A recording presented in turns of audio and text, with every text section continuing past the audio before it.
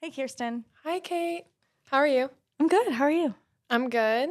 So, I know this is kind of a tough topic, hmm and I know like you being introduced to it was probably kind of like a weird feeling. I was just wondering like if you had any questions about anything.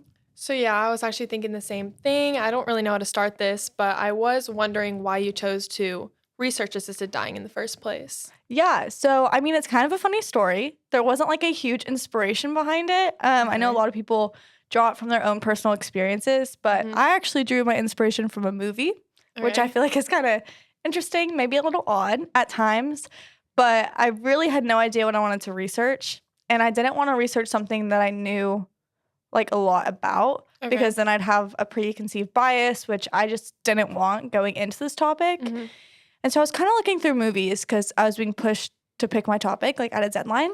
Yeah. And I watched this movie, Me Before You. And essentially, what happens is this man who's maybe in his 20s or 30s is paralyzed from the neck down. hmm And he got paralyzed in a motorcycle accident. And so, like, for most of his life, he was very adventurous. Like, he would go, I don't know, skydive, cliff jump, snowboard, Right. all the things. So, his life was really changed when he got paralyzed. And later into the movie, he meets this nurse's aide and she helps him and they fall in love, right? And like she shows him the joy of living again, hmm but he still decides to go through with an assisted death. Okay. And so I was really interested on like why would he do this when he has someone who loves him and when he found the joy of life again and when like he even told her he's like I wake up every day like looking forward to seeing you. Like hmm you made me look forward to life. And Right. so I'm kind of thinking, like, why would you choose to die if you now look forward to life? Okay. And furthermore, how does this have an impact on his family, on her, like all the things? Right. And why did he have to travel to get it done? Like, he traveled to a different country in order to like proceed with this treatment. hmm And so I was just kind of interested about the whole topic. And like, I really knew nothing about it. So I was kind of just like, I don't know, like maybe it'll be interesting to research. Okay. Yeah, I literally just watched that movie. It was so sad. Like, it I was know, really it's good, so though. sad. And then like you think he's not gonna go through with it. And like at the hmm end of the movie he goes through with it and you're like, come on. Okay. Yeah. I was like, really? Yeah, I But, know. okay. I know. So obviously there's a lot of like preconceived notion about assisted No, dying, yeah. like especially in the US and Of like course. especially like being a Christian as you Mhm. are. Yeah. So I was just wondering like how does your personal Christian worldview like affect your research on assisted dying? Yeah. So that's kind of a difficult question because assisted dying is so controversial. Right. Not a lot of people have a black and white answer. It is very much in the gray area.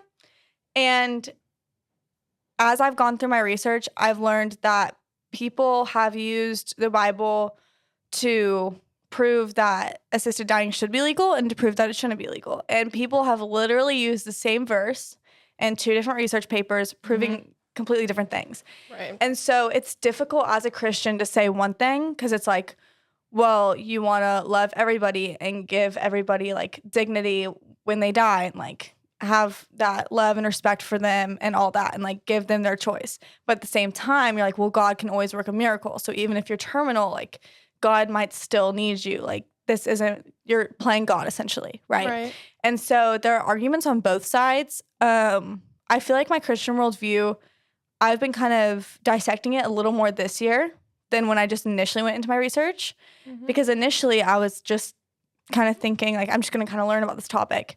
And as I got deeper and deeper into it, a lot of people were interested to hear from me, especially when I interviewed people because they were like, Houston Christian High School, like, that's odd. Like Right. they came into the interviews very defensive because they've gotten a lot of like hate from Christians, which makes me sad because it like turns them off to that relationship with God. Mhm. And so I feel like I've tried to be as open-minded as possible with the Christian worldview Okay. so I could kind of see like how this works into not only our world and like earth, but also how it works in to like having a spiritual relationship with God and like how that affects it. Okay, yeah, I feel like that's kind of difficult to navigate because I feel like a lot of the Bible is up to interpretation. So like Yes. the teetering back and forth of like the one verse, the same verse is used for like different arguments. Yeah. I feel like that's like just seen a lot in general. So I Mhm. actually didn't think about that. And it's kind of crazy because it's like when you think about all the different experiences that people have had, even us, like we obviously are in a similar bubble. We go to the same high school. We're the same age. But, like, think about all the different experiences that have made us who we are throughout our short 18 years of living. Imagine how much that grows when someone's, like, 50, 60 years old and is interpreting the Bible in a different way. Like, they're interpreting it based off of kind of their experiences and maybe, like, what denomination they are. Like, if they're Catholic, if they're Protestant. Like, there's a lot of different factors that go into that. Yeah. And so I feel like it's hard to define a Christian worldview and, like, one singular, like, black and white definition. Yeah, and even, like, the generational, like, circumstances. Exactly. Of, like, we all grow up in such a different world. So everyone just, like, naturally grows their own interpretation to everything. Yeah. But veering from, like, Christianity, like, the Christian perspective of this whole topic, like, why in general do you think this topic is so controversial? I feel like it's controversial because it is dealing with death. Death is a tricky subject. A lot of people don't like to talk about death. A lot of people don't like to think about their loved one wanting to die. And on top of just death itself being a difficult topic to tackle, up until recently in the United States especially, it's been called physician-assisted suicide.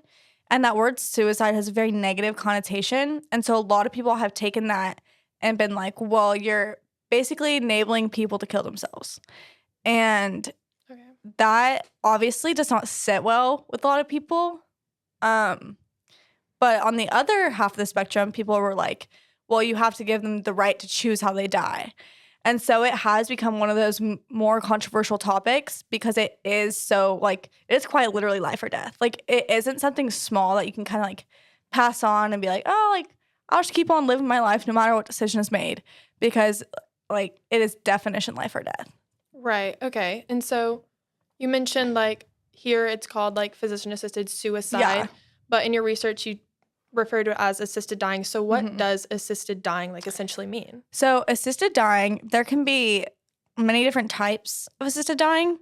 There's active euthanasia and passive euthanasia. A lot of people don't like to say, like, the word euthanasia or euthanize because they think it has, like, such a negative connotation of, like, you're literally killing someone.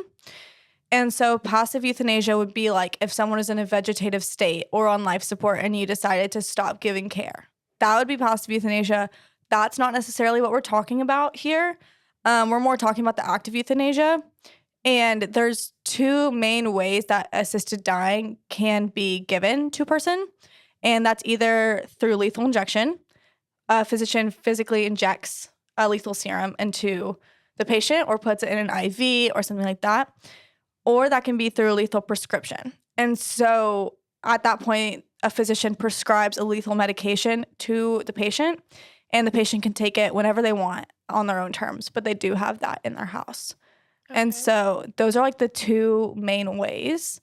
And it is interesting that you brought up how the United States references it versus how I reference it in my dissertation, because terminology is probably one of the most important subtopics of assisted death.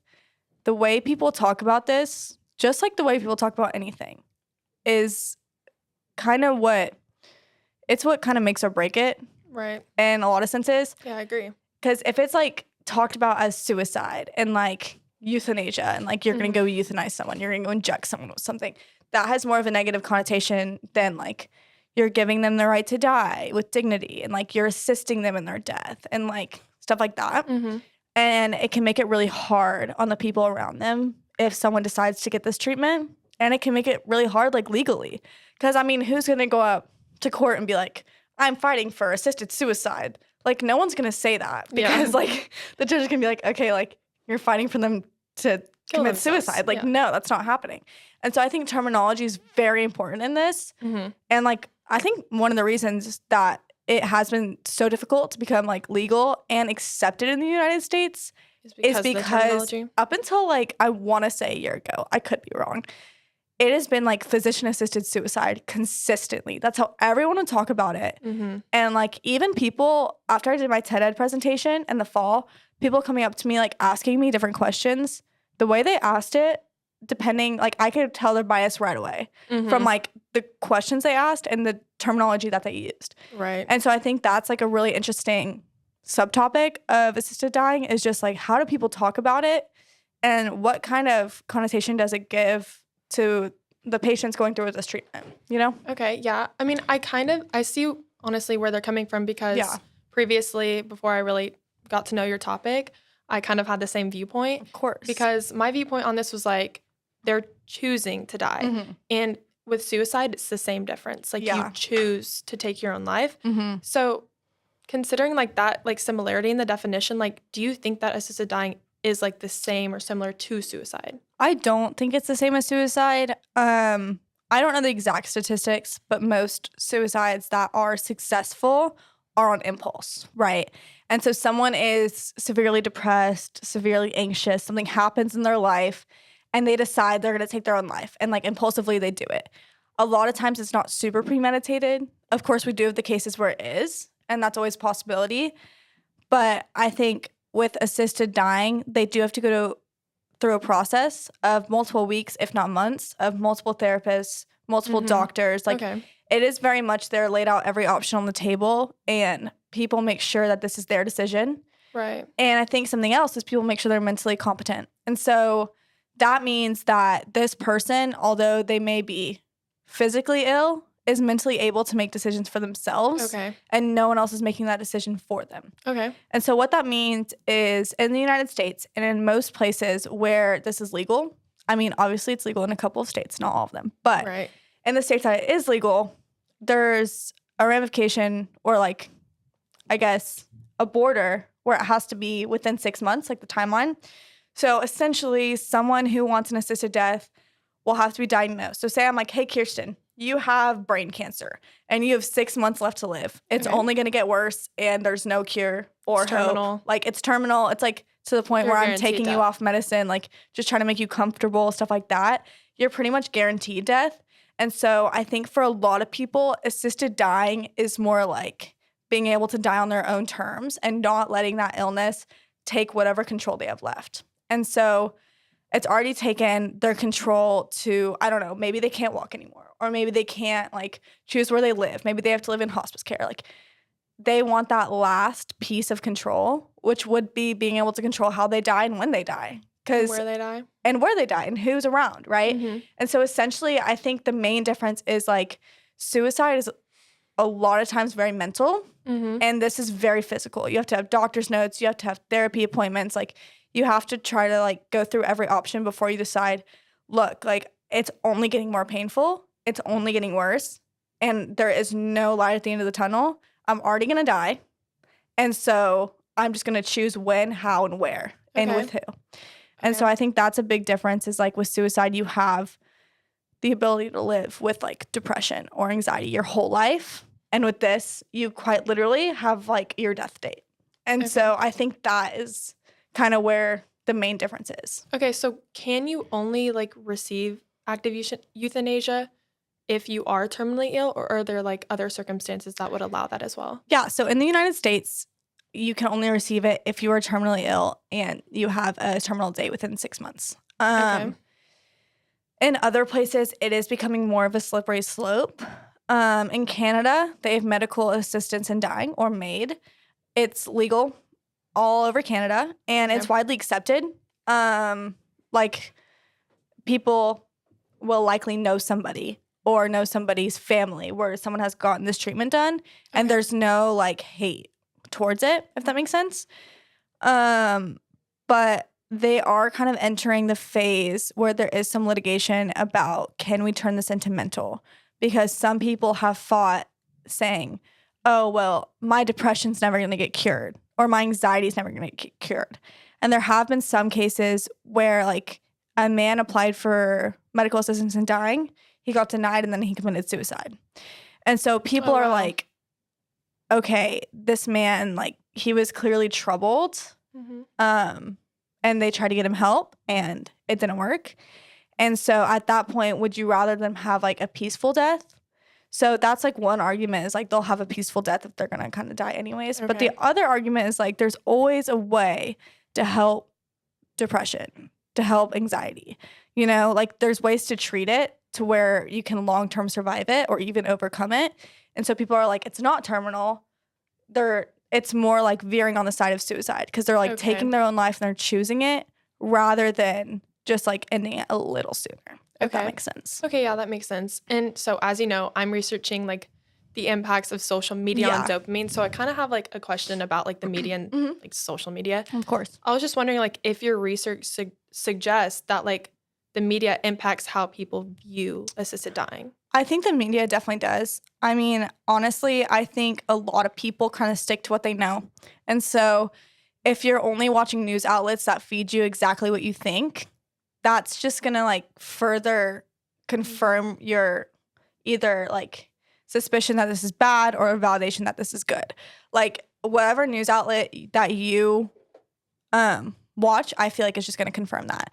But in addition to that, I do think that there's not enough press around this topic. It is such like a hot word and like a hot topic where people don't really want to touch it because like there have been so many cases of people and like spouses will put out the stories on like activists websites and stuff like that.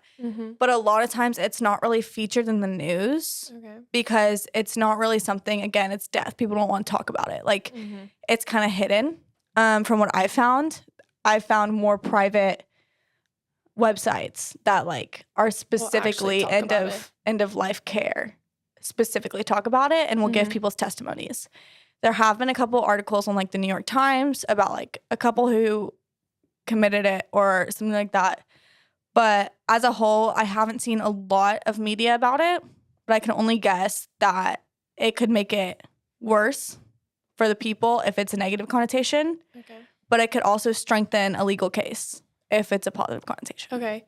And then also you talked about like MAID or medical assisted and dying in Canada, and then how it's up to a year ago been called physician assisted suicide here. Yes. So with that like change in connotation in that terminology, like do you think that if it was like veered more towards like a positive connotation, that would have like an impact on how people actually viewed the process as a whole? Oh, absolutely. Okay. So I actually met with this lawyer in Canada, and he does end-of-life care litigation. And he was one of the people who fought for MAID. He's pretty old, but that's okay. It's a topic for another day. And the way he talked about it was very much like the terminology I'm using now, like treatment and like care and stuff like that, instead of like dying and like suicide and stuff like that. And so you find that in Canada, MAID is widely accepted, and it has been for years and years and years and years. Okay. And so I think if the United States, if this would have come out, obviously when this came out, people tried to say like it was the Death with Dignity Act, right? That's what it's called. Yeah. But then others kind of took it and ran with like physician-assisted suicide, and it kind of just got that name. Okay. And I think if there would have been a name that was more like, I guess, less harsh and less blunt, like medical assistance in dying, I think it would be legal in more states, and I also think it'd be more widely accepted. Okay. Because of the way people talk about it. Yeah, and if people were to talk about it. No, exactly. People won't. And like I emailed people from like 5 different continents, I think 7 different countries, about this, who are like organizations who deal with assisted dying. Okay. And every email I got back, there was a change in terminology, and there was like a specific reason. Like I emailed an organization in Australia, and they like corrected me, and they were like, we like to call it like voluntary death, because if you don't call it that, then it's whatever. Like it's like a negative connotation. And so a lot of people were very like specific in the way they called it. There was a lot of medical assistance in dying. I think that's the most commonly used term. Okay. Voluntary assisted death, that I only heard from Australia. That was kind of interesting. I never heard that before. That kind of sounds like the U.S. Yeah. And they were kind of like, I'd prefer you call it this so that it's not like negatively stigmatized. And I was like, it almost sounds more negative though. Yeah. Voluntary death. Like voluntary death. I know. Literally sounds like a synonym for suicide, but I know it sounds a lot like that, but I don't know. They liked it better. And then like a lot of people will ask me, because I mean, in my dissertation, I reference it as like assisted dying and euthanasia, because I do talk a little bit about passive euthanasia. And people will ask me specifically, they're like, please don't call it euthanasia. Like we don't euthanize people. Yeah. And so like a lot of places have started, like they've stopped giving lethal injection and they've started just giving prescriptions. And so at that point, it's not euthanasia because they're not technically injecting anyone and euthanizing anyone. So there's also a lot of strong feelings about that. And so I do think it's very interesting that people are like very strong-willed towards what terminology is used. And like that makes sense. I mean, obviously, if I were someone that was fighting for that right and someone came up to me and was like, what do you think about assisted suicide? I'd be like, hey, like, please don't use that term because it's not like. It's not what you think. It's not what you think it is. Like, it's not suicide, essentially. Yeah, okay. You know what I'm saying? Yes. And so in the beginning, when you were kind of talking about Me Before You and like the movie, you said like something that interests you was like how the physician feels and like the family feels. So I'm sure you researched that, right? I did. Okay. So what did your research show on that? Okay. So it was really interesting. Okay. I kind of expected it to be like everyone's distraught. Everyone hates it, yada, yada. Mm-hmm. What I actually found was that although the family at first was obviously not like jumping for joy, they obviously weren't like, yes, go do this, like super excited. They were supportive of it after a while, and it actually gave them more time to grieve. So a lot of people who went through with this, their families said it was a lot easier for them to grieve. Okay. And they also had a lot more time being able to be like, hey, this is my last moment with someone I love. I know how to like talk to them. Like they kind of got to choose their last moments, their last hugs, like got to say goodbye. Because a lot of times with terminal illness, like that person can be taken from you at any time. And then say you accidentally said something rude to them, or like you were not maybe your best self one day, and then they get taken from you and you think like, that's it. Like that's how the last words I spoke to them. That's how that ended. They kind of had a grieving period before they died, because they kind of knew they were going to die, and they made their last days just absolutely wonderful. And they said that helped a lot, because with them, obviously it helped their conscience being able to be like, oh yeah, like I made their last day special. I helped them, and like I got to say a proper goodbye. And we ended on good terms. So that's the family. Unfortunately, I did find that the family does tend to get a lot of hate, especially in the United States. Like specifically the spouses. And so there was a story of a man, and he was walking through a grocery store, and he lived in like a small town, somewhere where it was legal in the United States. I don't remember the specific state, but he was walking through the grocery store, and people were like yelling at him, like, you killed her, like you let her die. How could you do this? Like poor baby. Stuff like that. And I mean, obviously he just lost his wife, so it's not easy for him either. And he had to come to terms with it, and he's trying his best to like support her decision and defend her. But at the same time, people are yelling at him, telling him like he's a horrible person, he killed his wife, stuff like that. And so that made me really sad, because it is like really stigmatized. And so obviously the person who goes through this treatment isn't really here to take that heat. So a lot of times it falls on their spouses or their immediate family members, which is really sad. And like in terms of the physician, it is interesting, right? Because the Hippocratic Oath, like, I will do no harm. So I know that's like kind of probably an elephant in the room, essentially. But people who do perform this figure, I'm not trying to harm them. I'm trying to help them. Like, I'm trying to like ease their pain, right? And then there's this thing called the double doctrine effect, which in short is basically like, if you don't mean to like hurt a patient, then you can't be prosecuted. Right. Like you're not that intending gets tricky harm. Because like they didn't intend to like kill them, but technically not harm them. And so there is like a little bit of like stickiness there, which is why it's so hard to get it legalized in a lot of places. But the physicians who have performed this treatment, from what I found in my research, over 90% of them said they would do it again. They said that, yes, at first it did make them uncomfortable, but they saw the joy in the patients, and they saw like people were excited. Like, and be at ease. They were at ease. Like, there was one guy who was like surrounded by his family, and he was just like, I'm so excited to see what's next. Like, I'm ready. Like, I don't want this pain anymore. Like, I'm excited. Like, people are not depressed when they get this treatment, which I think is a really bad stereotype, because a lot of people are doing this for physical reasons and not for mental or emotional reasons. Yeah. If anything, the one mental or emotional reason that I've heard is that if there's someone getting this treatment, they're really old. usually like above 70 or 80, they'll say, I'm fulfilled with life. Like, I have lived everything I want to. I'm satisfied with my life, and I'm ready for the next part of it. Like, I'm ready for the next journey, right? Yeah. And so I think that is another reason it's so stigmatized is people are like, oh, they're depressed. They're just making like a rash decision. And they don't actually understand that like they're not depressed. This isn't because of mental reasons. It's because of physical reasons. And it was anything but a rash decision. Yeah. Like they had to go through this whole process and this whole thing. And so I think like if people really took the time to learn that and know that a little bit better, even if they don't agree with this treatment necessarily, they'd be more sensitive to the people who decide to have this and decide to perform it, you know? Okay, that actually just answered my next question, but I do have one last question. Okay, I got you. And you don't necessarily have to say what your viewpoint was, but I was wondering if like your opinion on this topic changed from before you researched it to now. Yeah, absolutely. So I think, obviously I didn't know that much about it, but I was like, death is bad, right? So like, how can this be good? That was kind of my viewpoint. And that's why I feel like I understand when people are so against it at first, is because it's like, okay, yeah, someone is dying. Like, I obviously understand why people are against it.